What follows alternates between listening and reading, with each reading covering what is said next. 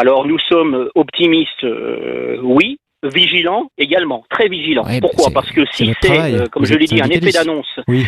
Et on emploie des nouveaux mots, et puis chacun veut faire sa petite police, et puis marquer l'histoire, et puis que dans 6 mois ou dans 1 an, on n'en entend plus parler parce que les moyens humains, les moyens matériels ont été retirés, et c'est inquiétant, hein, on vient de nous retirer 526 millions d'euros, c'est quand même un signe qui est plutôt négatif. On s'en est ouvert très largement au ministre en disant d'un côté vous voulez réformer la police et on vous soutient pour reconquérir le terrain, pour faire en sorte d'alléger les tâches indues des policiers, de faciliter l'investigation, de remettre des policiers sur le terrain. Vous nous aurez à vos côtés, mais ne comptez pas sur nous pour dire on va laisser des commissariats délabrés, on va supprimer les moyens humains et les moyens financiers. Donc oui, nous sommes optimistes si on travaille en totale concertation, mais je crois que c'est ce que j'ai compris.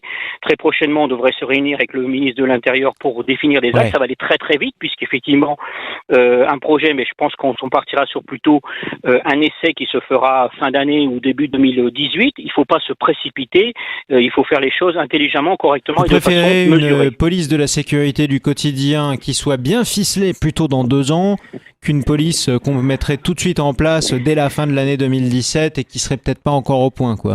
Alors vous l'avez dit, vous avez dit 2 ans, l'échéance est un peu lointaine, mais je préfère qu'on prenne 2 ou 3 mois de plus pour la réflexion et la concertation en demandant aux acteurs de terrain, parce qu'il est là le problème, hein, décider des hauts bureaux, et je parle pas que maintenant, hein, mais précédemment, de bureaux dorés avec des écrits d'énarques, etc. On est bien loin de la réalité des quartiers.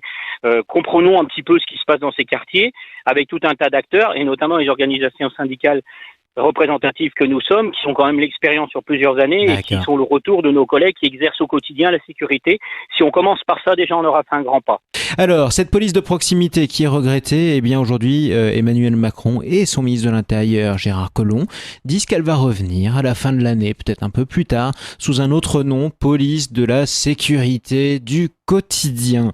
Est-ce que c'est une bonne chose ou pas ? Solution miracle ou pas ? On en débat avec nos 2 invités. Jean-Pierre Avrin, lui, il l'avait expérimenté notamment en Haute-Garonne. Il était même un des inspirateurs de ce dispositif de police de proximité. On est aussi avec Didier Martinez, secrétaire régional du syndicat Unité LGP Police Force Ouvrière. C'est comme Daniel Chaumette qu'on entendait tout à l'heure. Didier Martinez, lui, c'est pour la région Occitanie, toulousain, s'il en est. Bonjour à vous, Didier Martinez.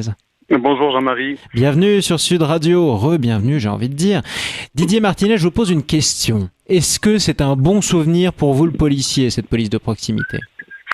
Disons qu'elle avait quelques défauts, mais elle avait le mérite d'exister. C'est en tout état de cause. Pendant sa période d'activité, la police de proximité a commencé à porter ses fruits. Et on s'aperçoit, après l'abandon, un grand fracas qui a été fait de cette police de proximité, qu'on est passé dans une ère de culture du résultat, selon laquelle on a perdu la confiance de la population, la crédibilité qu'on avait auprès des gens et ce recueil de renseignements, puisqu'on est passé dans une ère où il fallait verbaliser à tout va, et on s'en est pris à la vache à lait, à l'automobiliste et aux mêmes personnes qui avaient confiance en la police.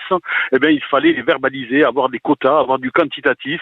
Et 15 ans après, ça va être extrêmement compliqué aujourd'hui de regagner cette confiance, de repasser par le recueil de renseignements. Et pourtant, c'est tout à fait nécessaire. Mais alors, si je vous écoute, alors pas que vous d'ailleurs, Didier Martinez, vous venez d'arriver, mais Jean-Pierre Avrin dit la même chose depuis le début du grand référendum, et Daniel Chaumette, votre collègue et camarade du même syndicat d'ailleurs, disait la même chose. En gros, le problème de la police aujourd'hui, c'est pas le fait qu'elle soit au contact de la population ou pas, le problème de la police, c'est la politique du chiffre, quoi. Oui, c'est un des problèmes majeurs. La police, elle est là pour assurer la sécurité, pour être efficace. Elle est là pour avoir la confiance de la population. Le contexte aujourd'hui n'est plus seulement de la délinquance ou de la criminalité. Nous sommes dans un contexte de terrorisme. Et là, il faut faire face à un danger qui potentiellement peut surgir à tout moment. Il faut une réactivité de tous les instants, mais surtout, il faut ne plus subir. Il faut anticiper les événements. Et anticiper, il n'y a pas 36 possibilités, c'est le renseignement.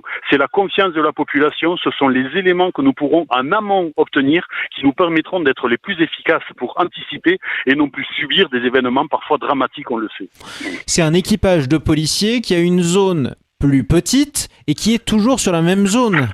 Voilà, précisément, qui est bien identifiée par la population, par la couverture sur laquelle elle exerce, qui n'est pas envoyée en mission répressive tous azimuts sur la ville, mais je rappelle qu'un policier ne peut pas habiter à l'endroit où il exerce, c'est forcément très compliqué pour lui.